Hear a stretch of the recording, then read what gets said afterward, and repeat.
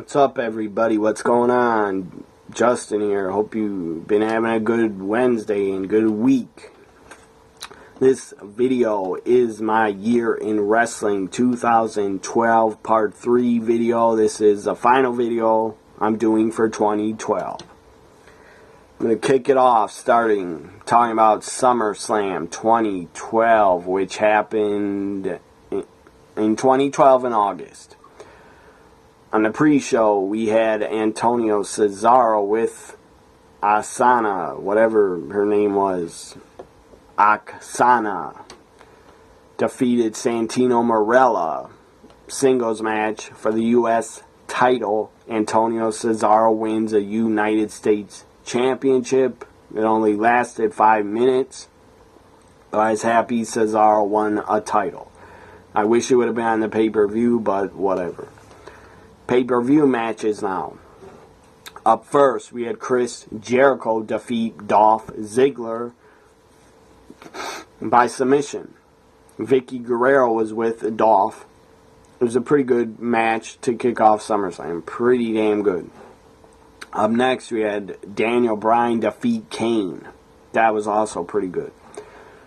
Up next, match for the Intercontinental title.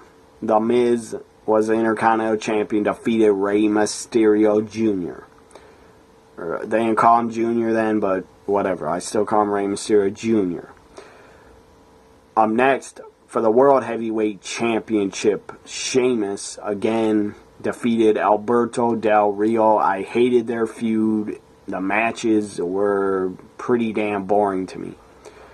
Up next, tag team match for the WWE Tag Team Championships. R-Truth and Kofi Kingston were the World Tag Team Champions. I believe before it was Kofi and, what was his name in WWE? Matt Sydal. Evan Bourne and Kofi Kingston, I believe, were tag champs, but then Evan Bourne got suspended for failing a drug test. So, or he broke his leg or something, or he got injured. So I guess R-Truth was put in the place of Evan Bourne to be a tag champion. I don't really remember. I don't remember if Kofi and R-Truth actually won them, but I do know that Evan Bourne was a tag champ with Kofi for a while. They were known as Airborne. Pretty good team. Anyways, R-Truth and Kofi defeat the Primetime Players to retain the tag titles. Up next, triple threat match for the WWE Championship. CM Punk, the champion, defending against John Cena and the Big Show. CM Punk would retain. Thank God he retained, because I didn't want to see Cena or Big Show WWE champion at the time. Main event was, it was pretty damn good. It was pretty damn good. Pretty hard hitting. It was straight up brawl, straight up street fight, basically. Brock Lesnar with Paul Heyman defeated Triple H by submission. There was great build-up to this match. Before SummerSlam, I believe Brock on Raw broke HBK's arm. And also might have broke Triple H's arm before SummerSlam. I don't really remember. Maybe that was 2013. Anyways, that was SummerSlam. Brock defeating Triple H by submission. SummerSlam 2012 was pretty good, but it could have been better in my opinion. Now I'm going to talk about the next pay-per-view, which was Night of Champions 2012. Night of Champions. Pre-show match was Zack Ryder winning a 16-man battle royal for the U.S. title. And anyway, Zack Ryder would win and I guess get put in the battle royal. Zack Ryder, or no, he last eliminated Tenzai, so Zack Ryder would win the U.S. title. Or retained it, I don't know. Fatal 4-Way for the WWE Intercontinental Championship. The Miz. The Intercontinental Champion, The Miz, defeated Rey Mysterio, Cody Rhodes, and Sin Cara in a Fatal 4-Way to retain. Up next, Team Hell No, Kane and Daniel Bryan their backstage segments with Dr. Shelby. That stuff was epic, funny as hell. It was great stuff from Team Hell No. They had great chemistry. They were a great comedy duo. Team Hell No was fucking awesome. They were funny as hell and a damn good tag team when they got along. Team Hell No defeats R-Truth and Kofi Kingston to win the WWE Tag Team titles. I was very happy because I was a fan of Team Hell No. Then they started arguing. The minute they would won the tag titles, they were holding up the tag titles, yelling, "I am the tag team champion." And Kane would yell, "No, I'm the tag team champion." And Daniel Bryan would yell, "No, I'm the tag team champion." It was pretty ridiculous, but it was still damn funny. Up next, U.S. title match. Antonio Cesaro defeated Zack Ryder. So, I guess Ryder won the Battle Royal to get a U.S. title shot on the pay-per-view. Up next, Randy Orton defeated Dolph Ziggler, which I didn't really care. It didn't mean anything. Eve Torres defeated Layla to win the WWE Divas Championship. I was happy for Eve Torres. When she's in the Diva Search, I think in 2007, I did like Eve Torres, and I did vote for her a couple times. Next, World Heavyweight Championship, Sheamus again defeats Sheamus for, I think, the third pay-per-view in a row, defeats Alberto Del Rio. Del Rio's with Ricardo Rodriguez and David Otunga for some reason. Main event was for the WWE Championship. CM Punk defended. CM Punk aligned himself with Paul Heyman. Paul Heyman started managing him. CM Punk became a heel. It was great shit. When Paul Heyman was with CM Punk, they were friends backstage, great friends. And Punk and Heyman talked mostly for Punk, and it was fucking awesome. Them together was fucking magic. CM Punk champion defending against John Cena. The match ended in a draw. I don't really remember the finish, but it ended in a draw. So there you go. That was Night of Champions. Pretty good pay-per-view. Night of Champions might have been a little bit better than SummerSlam. Up next, Hell in a Cell 2012, which kicked off with the pre-show. Or no pre-show match, I guess. I guess they stopped doing that for a while. Randy Orton defeated Alberto Del Rio. Up next, Team Rhodes Scholars. Cody Rhodes and Damian Sandow. They were a great fucking team. Worked really well together. Team Rhodes Scholars defeated Team Hell No by disqualification. It was for the tag title, so Team Hell No retained. Kofi Kingston defeated The Miz to win the Intercontinental Championship. Kofi, I believe, was a champion before, so I didn't really care. He won the Intercontinental title again. But good for him. I got nothing against Kofi. I'm a big fan of him, that he's in New Day now. Antonio Cesaro, U.S. champion, defeated Justin Gabriel. And this was pretty weird because they just threw Justin Gabriel on a pay-per-view to get a title shot. It really made no sense. They really dropped the ball with Justin Gabriel, in my opinion. They didn't push the guy much. They didn't care to even put him on TV much. So whatever. Cesaro defeats Justin Gabriel to retain the U.S. title. Up next, Rey Mysterio and Sin Cara defeated the Primetime Players. Sin Cara, the original Sin Cara, which should have been, his name should have been Botch Cara, because the guy botched a lot of moves and probably injured a lot of wrestlers. Anyways, I did hear one story from that Alberto Del Rio did not like the original Sin Cara. He thought he was a big-time pussy and just idiot. Because Sin Cara, I guess, broke his fingers in a match or something. Or might have broke Del Rio's fingers, and Del Rio was fucking pissed. So he's screaming at Sin Cara during the match. Sin Cara wanted to stop the match, I believe because his fingers were broke. He was wanting to stop the match and not work anymore. And Alberto Del Rio was pissed. He understood everybody gets injuries during matches, but if you have a couple broken fingers or a broken foot, you continue the match. That's why Del Rio, I believe, was pissed at him, because he just was an idiot in the ring. So the original Sin Cara, the guy didn't last very long. He was in AAA, I believe, in Mexico as Mystico or whatever his name was, I forget. The guy was a damn good worker in Mexico and pretty damn good. Had a lot of great high-flying moves. Had a great move set. But when he came to WWE, he did not work out. The guy got injured a lot, and he injured other wrestlers. He botched and fucked up a lot of moves also. But whatever.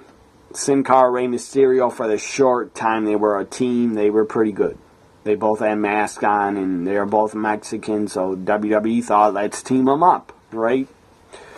Anyways, Big Show for the World Heavyweight Championship. Sheamus was defending the World Heavyweight Championship. Big Show defeated Sheamus to win the World Heavyweight Championship. I didn't give a fuck that Big Show became a champion again. Divas title match. Triple threat. Eve Torres defended against Layla and Caitlyn. I was never a fan of Caitlyn at all. She wasn't a bad-looking woman, but she wasn't very good in the ring. She didn't have enough time to improve and train. If she stayed around at least 4 or 5 years, she probably would have got better. She was okay, but I was never a fan of Caitlyn. So I was happy when I found out she wanted to retire and leave. I was actually happy. Eve Torres defeats Layla and Caitlyn to retain the Divas title. Up next, main event, CM Punk, the WWE Champion with Paul Heyman, defeated Ryback. Now this is a match that Punk accused when Punk left the company and did the Colt Cabana podcast. Punk accused Ryback of not being safe in the ring and injuring him during this match and injuring a lot of other guys in his matches. He said Ryback basically, I guess he tried to talk the match out with him backstage, and he called Ryback, basically he said he was dumb as fuck and he didn't have any brains in his head. I don't deny that. Ryback, to me, the guy doesn't seem like a smart guy.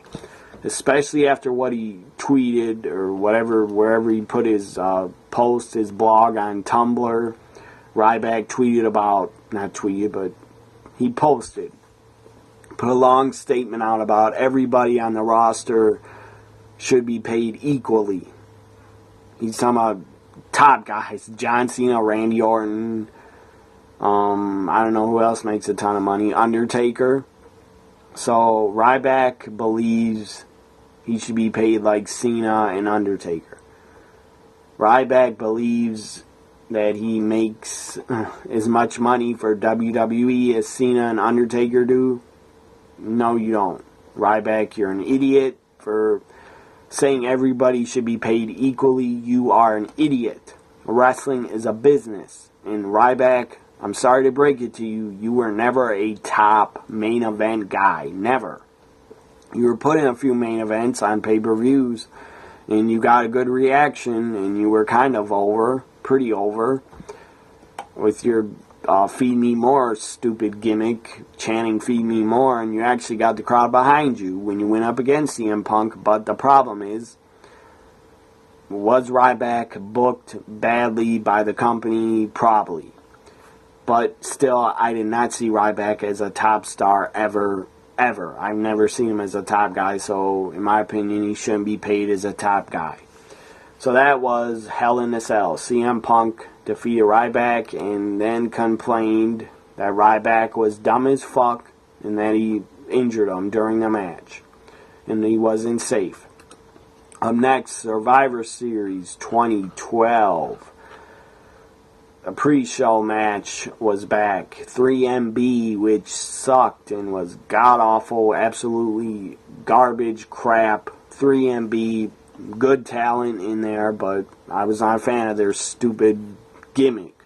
3MB defeated in a tag team match. Heath Slater, Jinder Mahal defeated Team Cole Santino and Zack Ryder. Nobody cared. Up next, pay-per-view, 5-on-5, Survivor Series elimination match. Rey Mysterio, Sin Cara, Justin Gabriel, Tyson Kidd, and Brodus Clay defeated the team of Tenzai, the Primetime Players, and Primo and Epico. Good Survivor Series elimination match to kick off the pay-per-view. Divas title on the line. Eve Torres defeated Caitlyn to retain. U.S. title match. Antonio Cesaro defeated R-Truth. And Cesaro, I believe, would go on to hold the U.S. title for a very long time. Might be one of the longest reigning U.S. champions. Or was one of the longest reigning. Cena probably beat that record already. Up next, the World Heavyweight Championship, because we had to have a fucking rematch with Sheamus and the Big Show, which was absolute crap. Shit. God-awful feud. Sheamus defeated the Big Show by disqualification. It was crap. Their feud was shit. I didn't care about it. Up next, another Survivor Series 5-on-5 elimination match. Team Ziggler. Dolph Ziggler, Wade Barrett, Damian Sandow, David Otunga, and Alberto Del Rio defeated Team Foley. The Miz, Randy Orton, Kofi Kingston, and Team Hell No. And Team Foley, of course, Mick Foley was at ringside. Main event was a triple threat for the WWE Championship. CM Punk defeated John Cena and Ryback to retain the title. CM Punk, by 2012 at Survivor Series, CM Punk would be WWE Champion for over a year by 2012 Survivor Series. So Punk had a great run and great reign as WWE Champion. Up next, TLC I'm going to talk about. WWE TLC. The final pay-per-view of 2012 for WWE. Pre-show, JTG defeated David Otunga and nobody gave a F, I'm pretty sure. Naomi and Asana's Little Helpers Battle Royal to determine the number one contender for the Divas title. Naomi won by last eliminating Caitlyn. Nobody cared. I didn't care. Team Rhodes Scholars in a match to determine the number one contenders for the tag titles. Team Rhodes Scholars won a tables match and defeated Sin Cara and Rey Mysterio. U.S. title match again. Antonio Cesaro again defeats R-Truth. Nobody cared, but I was happy Cesaro retained. 6-man tag team tables, ladders, and chairs match.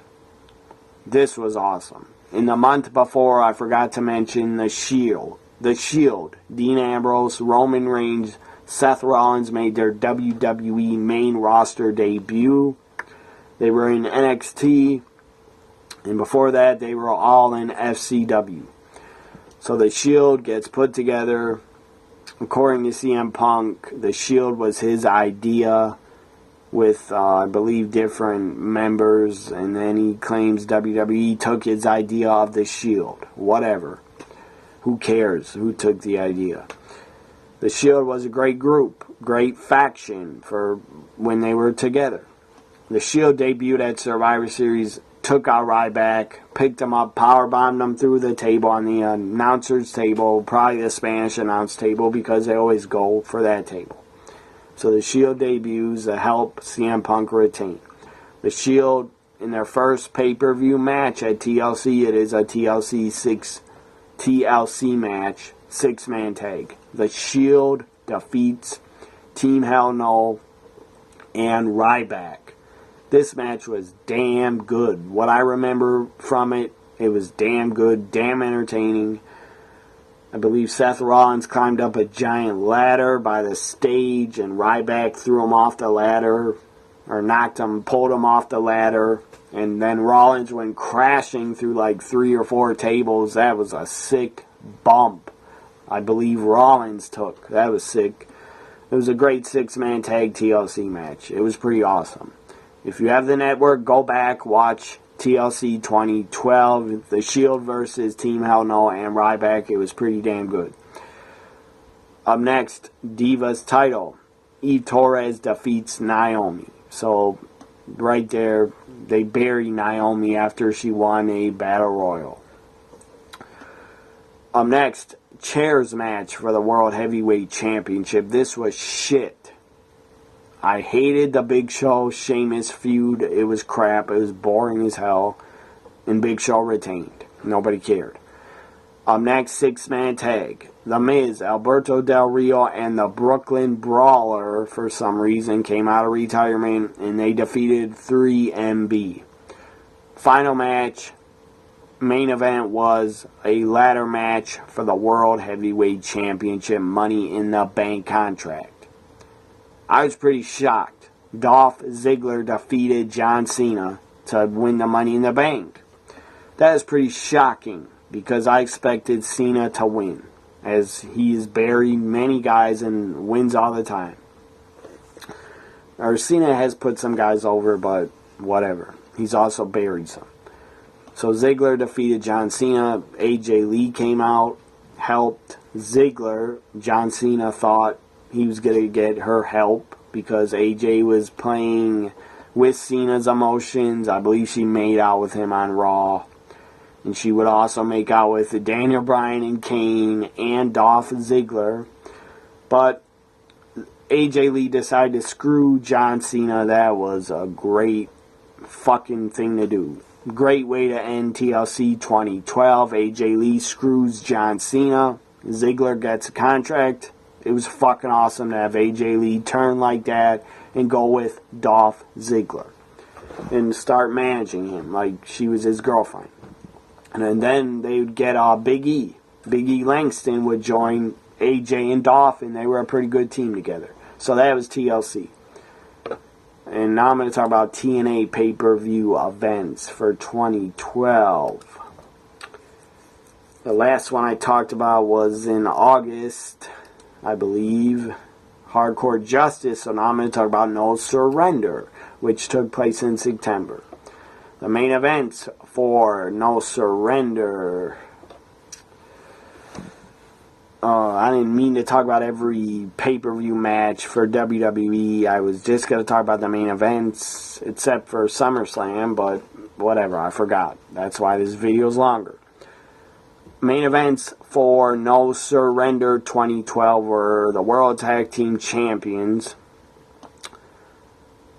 Christopher Daniels and Kazarian defeated AJ and Kurt Angle. It was damn good. Main event was Jeff Hardy defeating Bully Ray in a Bound for Glory series final match. Now on to Bound for Glory, which I'll talk about the entire pay-per-view because it deserves it, because it was Bound for Glory. So Bound for Glory kicked off with Rob Van Dam defeating Zema Ion to win the X Division Championship. Up next, Samoa Joe was the TNA TV title, which did not last long. Samoa Joe defeated Magnus by submission to retain the TV title. Street Fight with King Mo, MMA fighter King Mo, was a special guest enforcer. Street Fight, James Storm defeated Bobby Roode. It was pretty damn good stuff. They were feuding because they used to be Beer Money, and then they broke up, and then they, of course, tag teams that break up got a feud. They got a feud in wrestling. They always do.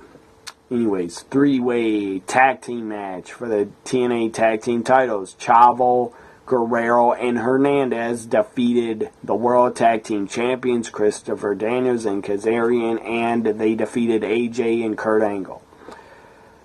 Knockouts title match. Tara defeated Miss Teskmacher to win the TNA Knockouts title. Tara in TNA she was pretty damn good, had a pretty damn good run.